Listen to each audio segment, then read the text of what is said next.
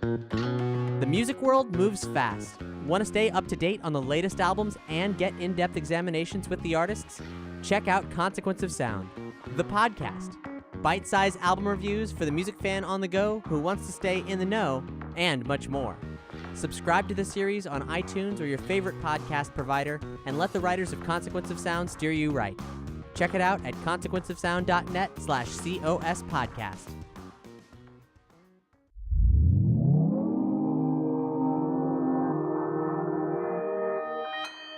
Consequence Podcast Network.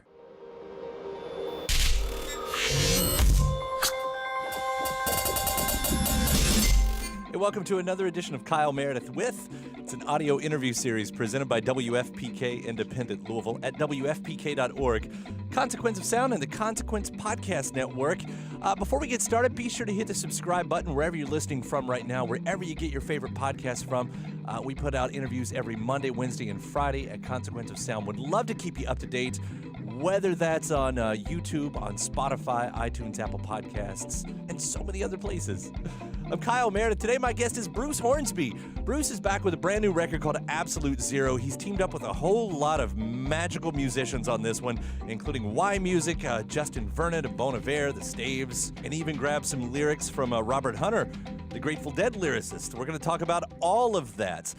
A lot of this record comes from his work with Spike Lee. If you didn't know it, he scores a lot of Spike Lee projects. And he's taken that type of work and he's made that into a really big album. So we get to hear about that as well, and even how some of the songs beyond that share some roots with classic R&B.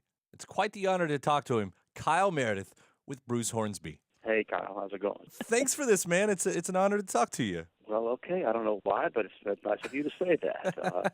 Your word is your name is a two-syllable word in our house, because when my twin sons were growing up, they had a friend named Kyle, but they called him Kyle. Everybody, ever since that we've known named Kyle, we called him Kyle.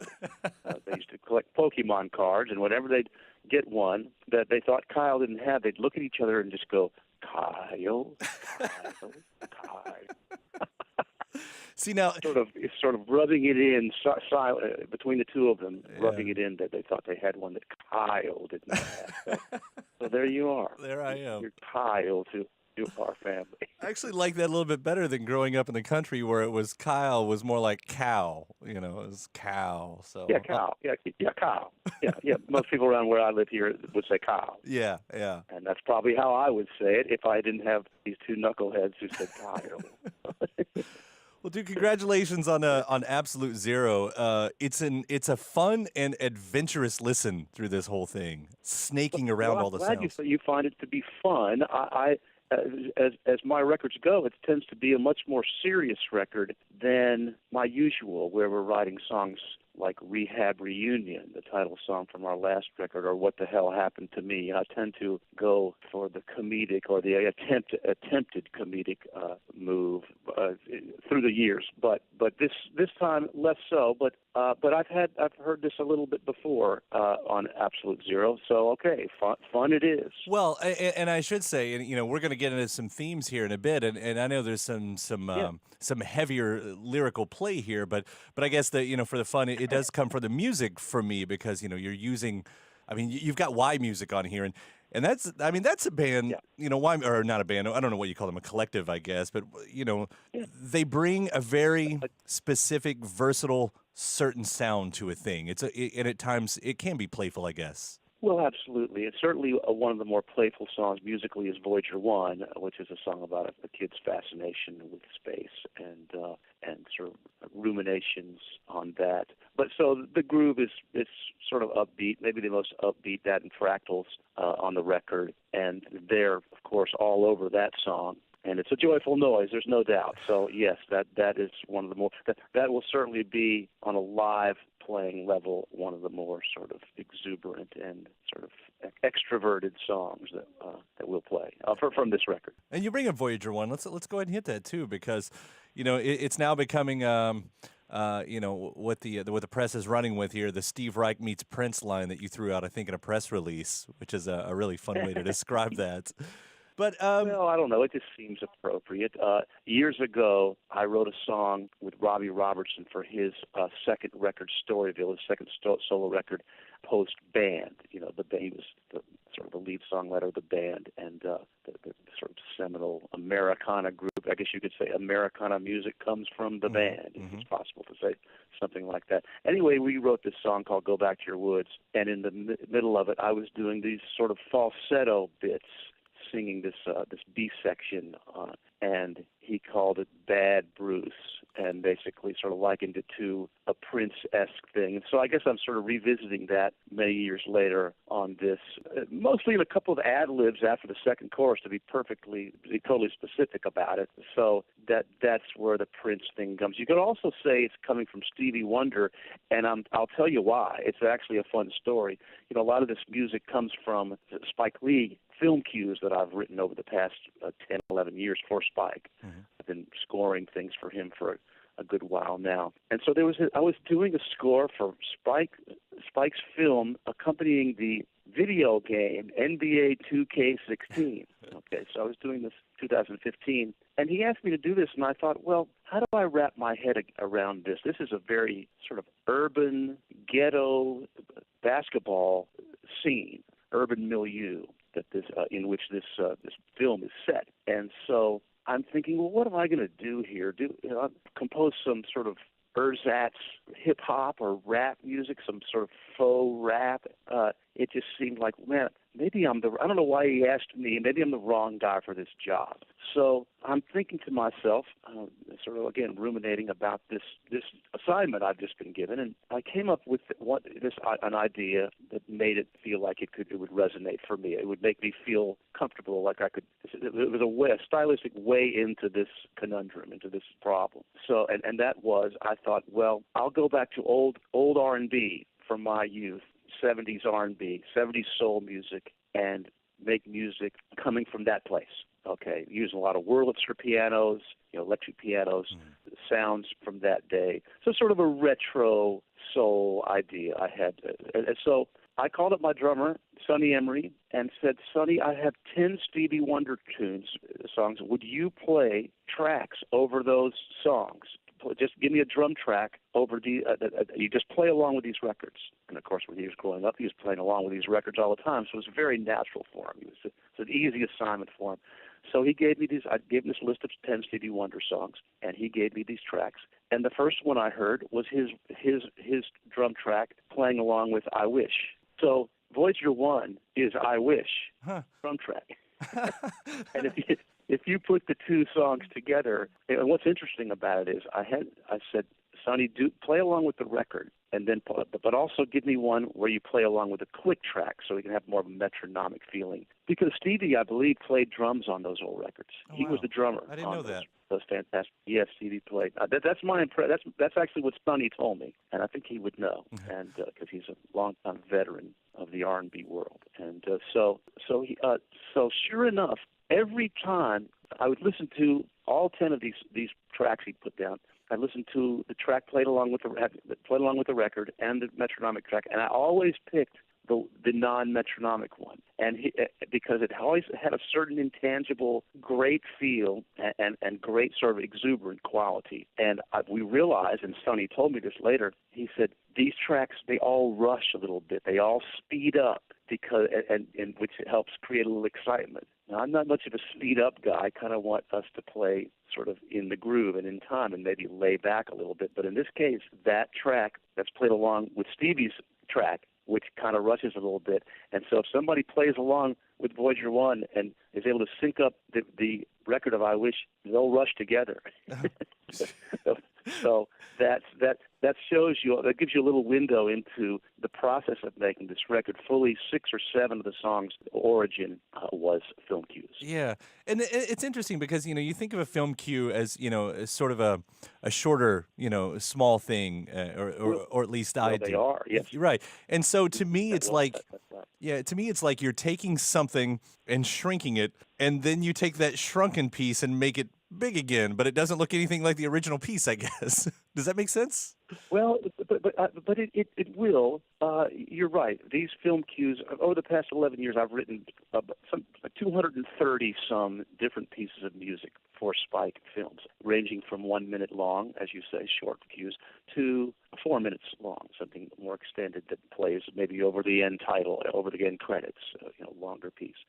So in some cases where I thought, oh, this cue sounds like it needs to be made into a song, but it's only 1 minute and 20 seconds long, I would have to lengthen it, elongate it, just take a section and double it up. And so I would tell my engineer, okay, take this section from 45 seconds to a minute 50 and stick that here and stick that at the end. And so that's how we would do that. Absolute Zero is a perfect example of that. That cue was, maybe 2 minutes long, and it wasn't long enough. And for this song, I was writing over it, and so we did that. So you're absolutely right. Cues are often really short, and so that's my simple-minded solution. Just take a part of it that I think that's a verse in the chorus, that's become a verse in the chorus of a new song, and just double it, repeat it. You're tied to a lot of people in your career, and I think Spike Lee, at least for me, was the most surprising because I know a lot about your collaboration. That wasn't the one that I knew about, though. That was a fun thing to kind of find out. Well, let's be clear here. I'm Spike's B-team composer. Okay, Terrence Blanchard has been doing his films for 30 plus years, and he did so many of the big films. Malcolm X was a fantastic score. Terrence wrote all the way up until Black Klansman this past year, the vaunted latest film of Spike's. Mm-hmm. And I had a small role in Black Klansman. Spike threw me a bone and asked me to play some silent film music to accompany on an old out-of-tune upright piano to accompany the Klan meetings at the end of the movie. Mm-hmm. And while they're watching the D.W. Griffith sort of classic and very strange, sort of awful movie, right, Birth of a Nation, my music is playing as the accompanying sort of silent film music. And so I did that. But Terrence is his main guy. So I tend to do, some of his indie movies that are way more under the mainstream radar screen than the films Terrence scores. And so I've done such films as Red Hook Summer, The Sweet Blood of Jesus, the aforementioned NBA 2K16 film. And so I did a score for his Old Boy movie that was being a bit of a debacle, but that's a different story. But a lot of that music that I wrote for Old Boy was used in subsequent films like the aforementioned Red Hook and Sweet Blood. And so that's one reason why you may not know this, because my credits are showing up on movies that go into the art cinema houses for a few weeks, mm-hmm, and then go wherever they go, onto Netflix or Amazon, wherever they go. And so that's probably one reason why this would surprise you. I also did, the first one I did for him was an ESPN film that he made called Kobe Doing Work. It was a Kobe Bryant in-game documentary. And I guess that was sort of my audition for Spike. And so but again, that's not something that's, lauded and applauded in the New York Times like some of these other big Terrence Blanchard films. Still, though, I mean, what a great thing to have. And now kind of move it back to this album, too, because as far as, teaming you up with other people, for a certain generation now, your name is linked with Bon Iver, and this is sort of a thing, I guess, that's coming in the last decade or whatever. But I sort of wondered that, no question. Yeah, you all have worked together. You and Justin Vernon have worked together a few times. We're working together right now. Like at the moment, or on the new record? No, at the moment, yeah. And so the affair continues, and I do love what you guys do. That's right. Did having Justin a few years ago really championing you and having the War on Drugs, talking about you as a big inspiration. When I listen to the music now, there is parts of it that seem like a return to that classic sound, and I sort of wondered if that's what was going on. Like, these new kids are sort of bringing that back up. Let's try that stuff again with them. I don't really get. There's one song on this record that's a very traditional sort of folk song, simple folk song. It's called "Never in This House," and that to me is the one that harks back to an older time. But again, it's not really exactly like that. Maybe some people might say take you there. The song I wrote with Robert Hunter, the last song on the record, maybe has a little bit of that old thing, but using yMusic takes it again to that minimalist sort of Steve Reich area that I love, and so it's in that way. And there's a very dissonant atonal middle section that hopefully throws people who are living their white note life. This will take them out of that in a beautiful, challenging way, hopefully. Well, and I will say, to clarify a little bit, I guess what I'm really getting here to, without being specific for a song, is, what I find interesting is you take a younger artist who loves, an artist before them from a generation before them, and I think there is examples, well beyond you and Justin when this happens too, and you put them together, and it almost becomes this this circular thing, influences playing off of each other when the younger one is kind of looking to the older one, but the older one's getting new tricks from the younger one. And I guess that's kind of what I wonder if what's happens here, because that's when I hear you and Justin team up, I hear both of you. I do hear a little bit of a classic sound, and maybe it's just because it's your voice and that's what it is. But then I hear the Justin thing creeping in too, and it's just sort of interesting how that circle works. Well, for the record, my voice has really changed a lot. I sound really nothing like I did back then, and I'm really happy about that, because I'm not really a big fan of that, of a lot of that old music on a vocal level at all. But no, but yes, I think you're absolutely right. There's a symbiotic relationship there, where he may be getting something from me, but I'm definitely getting something from him. I think he's just fantastic, and his last record, I always liked what he did, but the last record sent it into a new place for me because it was totally unique. And not that the earlier music wasn't, but this was, I don't know, just a major leap forward. I'm talking about 22 million. So yes, I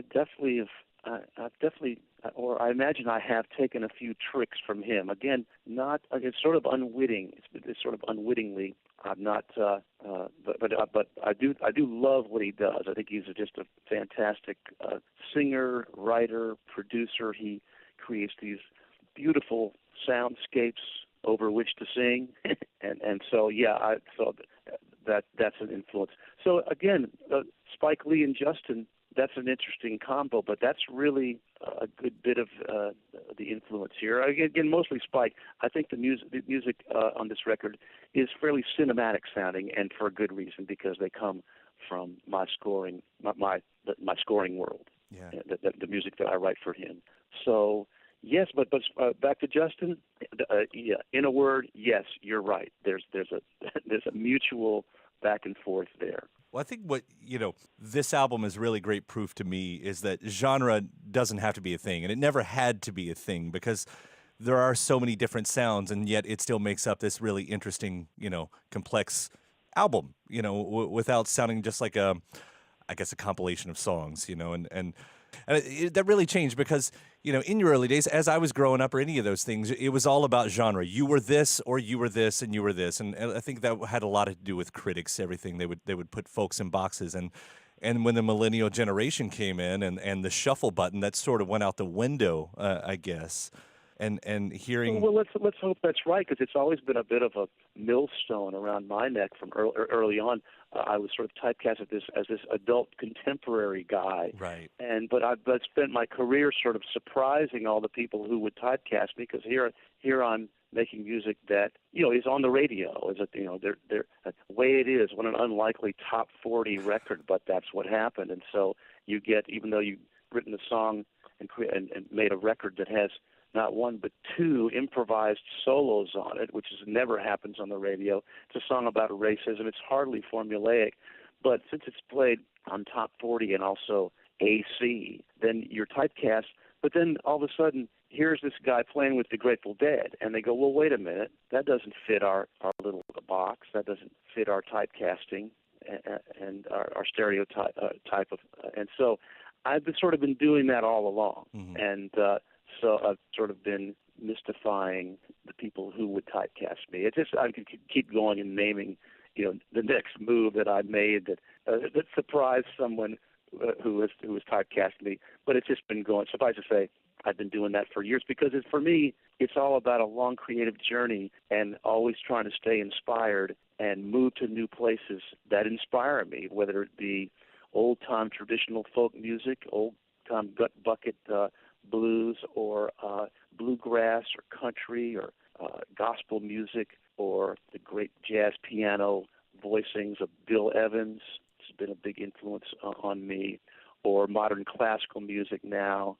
So my a lot of people who wish I would make the same record all the time. I've been getting nasty letters since my second record, and but I understand that there are people who want you to, like I say, stay the same, be a reliable source of a certain sound, a certain flavor that they've loved, I guess, in their youth, and they want it to be that way all the time.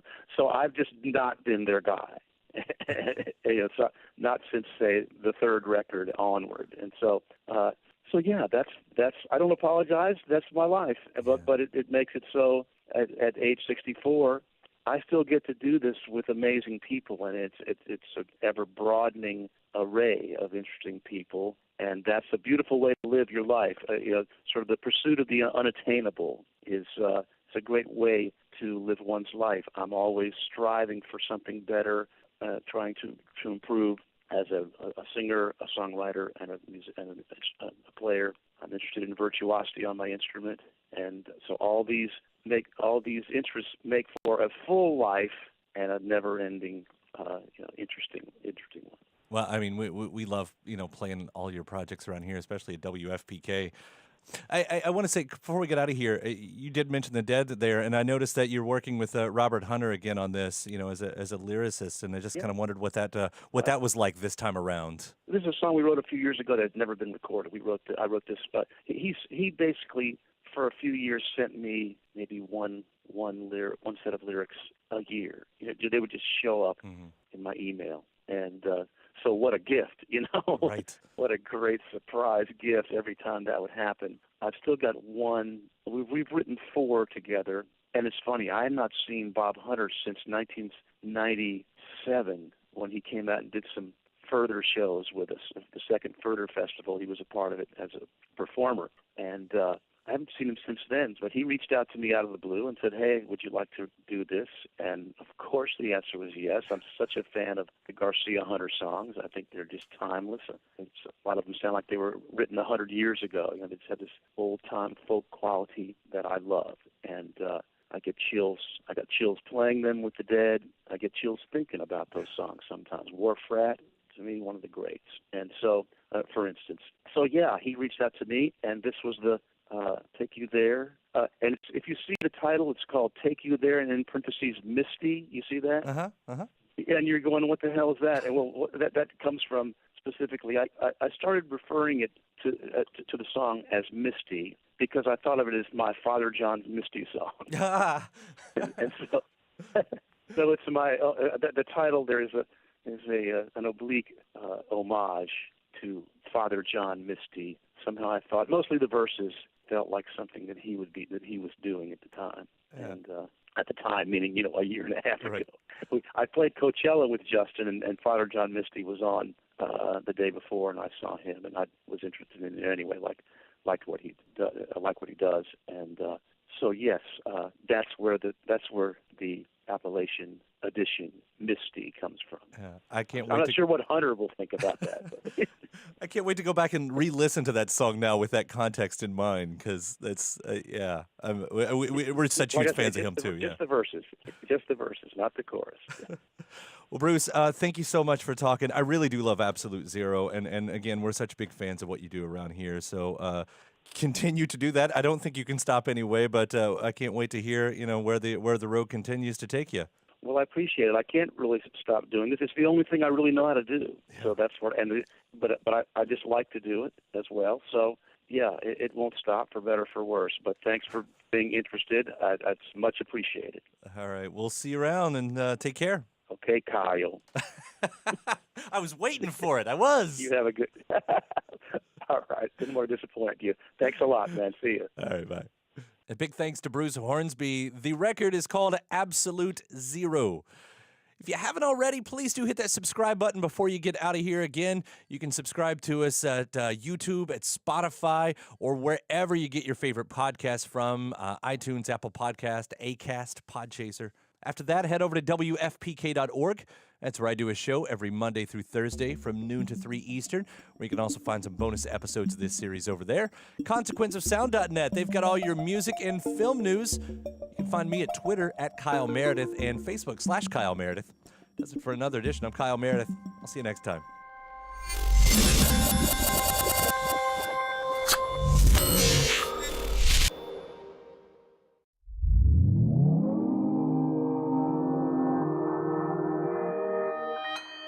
Consequence Podcast Network.